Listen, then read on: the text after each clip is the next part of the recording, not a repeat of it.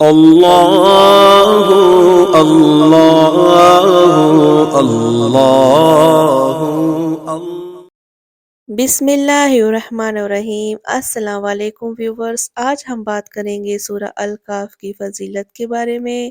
سورہ الکہف کے کیا فائدے ہیں اور اس کی کیا خوبیاں ہیں۔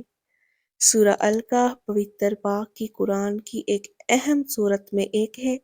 وہ یہ قرآن شریف کا 18ویں سورہ ہے۔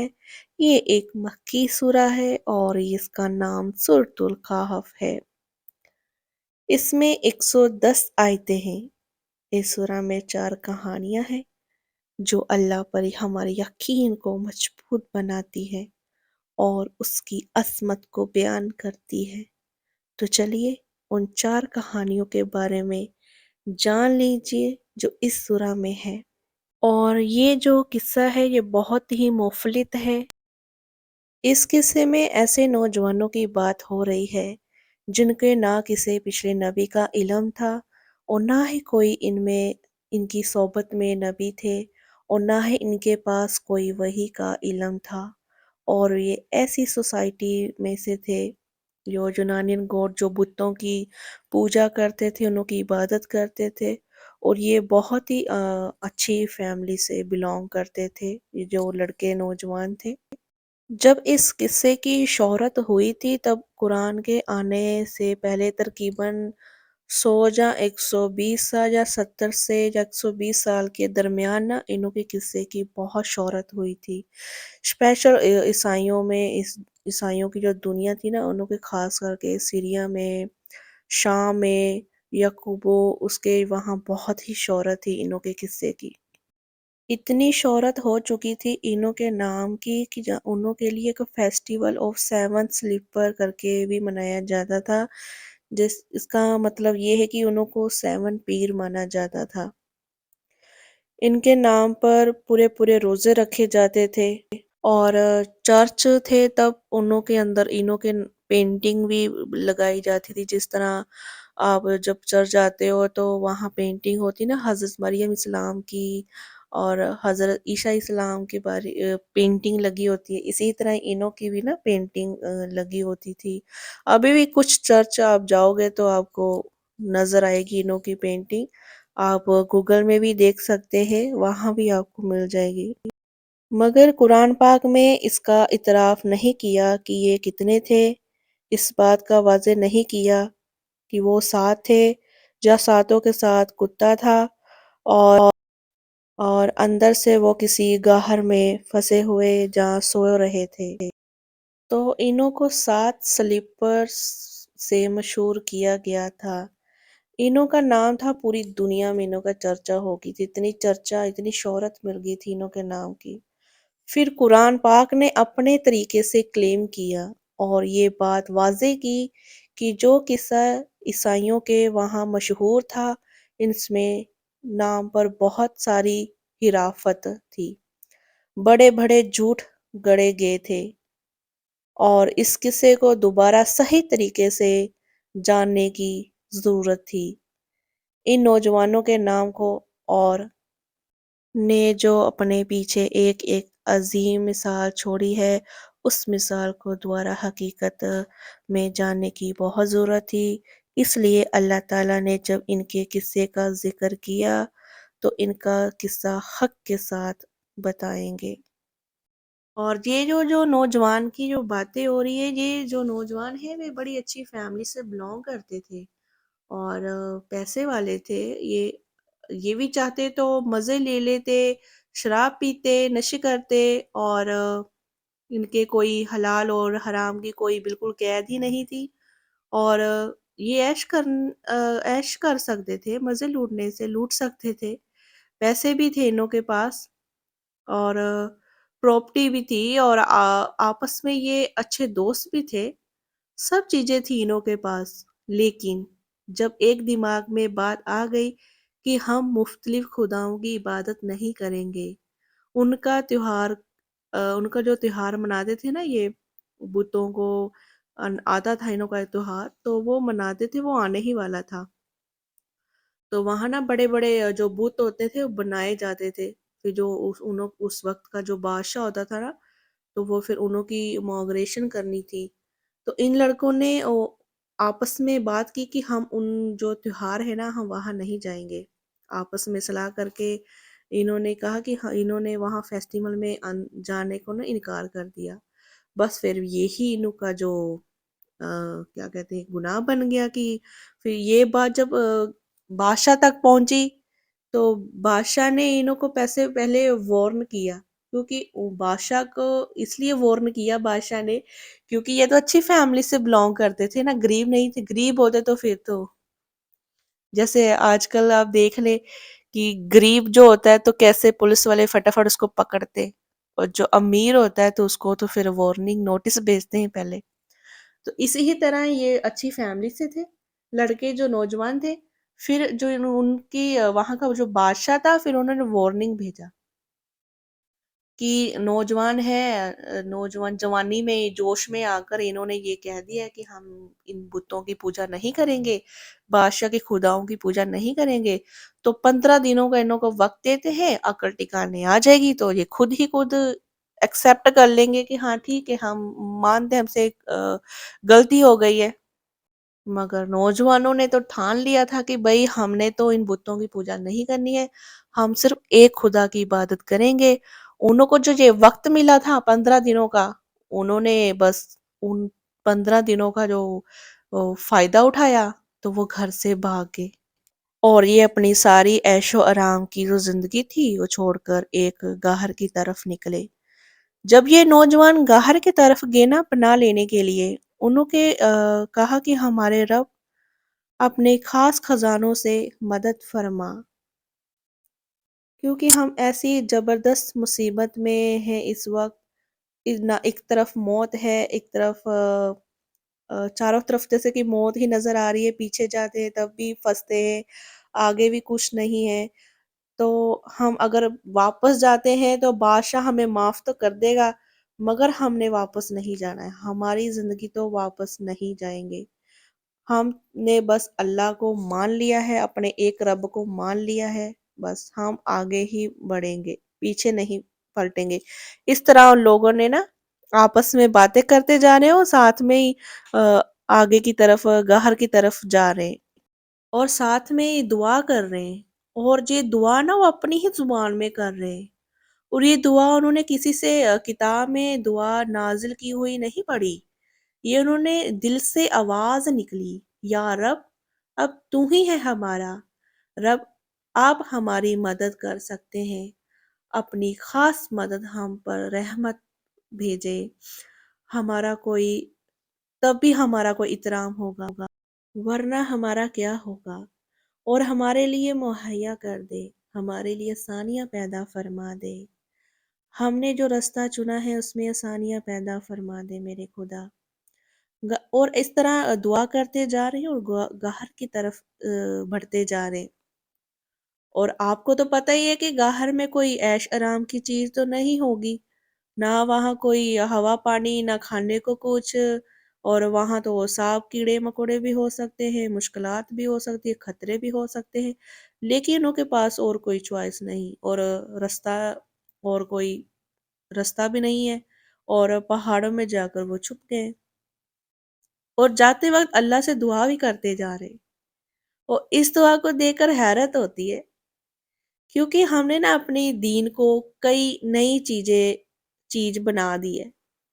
جو اوریجنل میں ہے ہی نہیں۔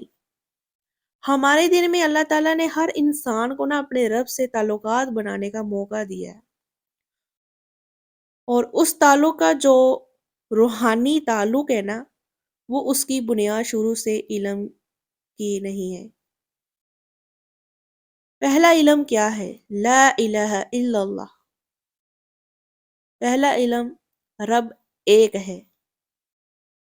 ان لڑکوں کے پاس کوئی علم نہیں ہے، کسی نبی کی وحی کے بارے میں نہیں جانتے، کسی کی کتاب کے بارے میں کچھ نہیں جانتے، بس انہوں کو یہ پتا ہے کہ ہمارا رب ایک ہے، اور ہم اسی کی عبادت کریں گے، اور ہم اس کے نام پر کوئی اور شرک نہیں کریں گے، اور نہ ہی وہ کرنے کے لیے تیار تھے۔ ہم نے شرک نہیں کرنا، انہوں نے یہ ٹھان لیا تھا، ایک ہی رب ماننا ہے، ایک ہی رب کی پوجا کرنی ہے، ایک ہی رب کی عبادت کرنی ہے۔ اور انہوں کو پتا بھی نہیں تھا کہ رب ہم سے چاہتا کیا ہے، اور ایک ہی رب کی عبادت کرنی ہے۔ اور کچھ لوگ زیادہ تر فوکس پتہ کیا کرتے ہیں، میرے ایگزام آ رہے ہیں، مجھے دعا بتا دے، مجھے میری وائف پریگنٹ ہے، یا مجھے کوئی دعا بتا دے، جہاں میں نے گاڑی لینی ہے، میں نے مکان لینا ہے، اس کی دعا پوچھتے ہیں لوگوں سے، اس کی دعا بتا دے، کوئی وظیفہ بتا دے۔ ٹھیک ہے، ہر معاملے کی دعا ہے، ٹھیک ہے، بہت ساری دعا ہے جو اللہ تعالیٰ کو یاد کرنے کا طریقہ ہے۔ اگر ہم نے دعا کو ایک دوائی کی طرح بنائی ہوئی ہے، اس میں کی بھی ایک سٹریم ہے، آپ اندازہ کیجئے کہ انہوں نے کہا کہا کہ انہوں نے دعا جو بس دل سے کی ہے، اپنی زبان کی، اور اللہ تعالیٰ نے ان کو اتنا لحاظ کیا کہ اس دعا کا، کہ اللہ تعالیٰ نے اس دعا کا ترجمہ عربی میں اپنے الفاظ میں ڈال کر اپنی اور ہمارے قرآن پاک میں ڈال دیا۔ اب ہمارے جو علماء ہیں ان لڑکوں کے الفاظ کو پڑھتے ہیں، عالم جو اپنی پوری پوری زندگی لگا دیتا ہے، پورے پورے سال اپنے لگا دیتا ہے قرآن پاک سیکھنے کو، قرآن پاک یاد کرنے کو، قرآن پاک کی تفصیل پڑھنے کو، کہ اتنا وقت لگ جاتا ہے، اتنے سال لگ جاتے ہیں نا اس نوجوان اور ان نوجوانوں کو، جو دل سے الفاظ نکلے تھے ان کے بارے میں جو بڑے بڑے علماء ہیں وہ بیان کر رہے ہیں، کیونکہ جو انہوں نے دعا کی تھی وہ دل سے دعا کی تھی اللہ تعالیٰ سے۔ اور آپس میں جو دوست ہیں وہ باتیں کرتے جا رہے ہیں، اور جب انہوں کو یہ احساس ہوا کہ ہم نے قدم تو لے لیا ہے لیکن باقی کا رستہ تو بند ہے، ہمارے سامنے ہمارے لیے ہمارا فیصلہ جو صحیح رستہ ہے اس کی طرف ہمارے لیے آسانی پیدا کر دے، ہمیں مہیا کر دے، ایسے اللہ تعالیٰ سے باتیں کرتے جا رہے ہیں اور آگے بڑھتے جا رہے ہیں گھر کی طرف۔ اور اللہ پاک نے کہا قرآن پاک میں کہ ہم نے ان کے کانوں کے اوپر ضرب لگا کی، اور اس کے کان بند ہو گئے انہوں کے، اور وہ سالوں سال تک باہر کا جو شور تھا، چاہے بارش ہو رہی ہے باہر، طوفان آیا ہے، زلزلہ آیا ہے، آوازیں ہے، کیا ہے، انہوں کو کچھ نہیں، آواز نہیں آئے گی، اور ان کی کوئی نیند خراب نہیں کرے گا۔ پھر جب انہوں کو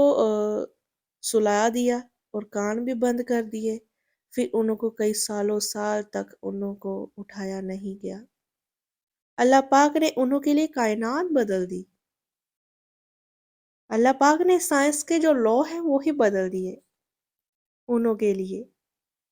اللہ پاک نے انہوں کے لیے اپنی کائنات ان نوجوانوں کے لیے روک دی، اور یہ کوئی انبیاء نہیں تھے، یہ صرف ایک نوجوان لڑکے تھے۔ اللہ اللہ تعالیٰ ہمیں کتنی عظیم باتیں بتاتے ہیں کہ جب میرے ایمان پر پورا پورا اتر کر نوجوان میری طرف آئے گا، باقی دنیا کے سارے رستے انہوں کے لیے بند ہو جائیں گے، تو میں اپنا دروازہ کھول رکھوں گا، اور میں ان کے لیے سورج کی کرنیں بدلنے کے لیے تیار ہوں، میں وقت کو روکنے کے لیے تیار ہوں۔ کتنے 100 سال وہ سوتے رہے، پھر بھی جا کر وہ اٹھے، پھر جا کر کہتے ہیں بہت بھوک لگی ہے، کھانا کھاتے ہیں کہیں سے۔ یہ معجزہ کیا اللہ تعالیٰ نے انہوں کے ساتھ۔ ہم سمجھتے ہیں کہ معجزے صرف انبیوں کے ساتھ ہی ہوتے ہیں، معجزے آپ کے ساتھ بھی ہو سکتے ہیں، میرے ساتھ بھی ہو سکتے ہیں، اگر ہمارا ایمان ایسا ہو، اللہ پاک ایسے ایسے دروازے کھولے گا۔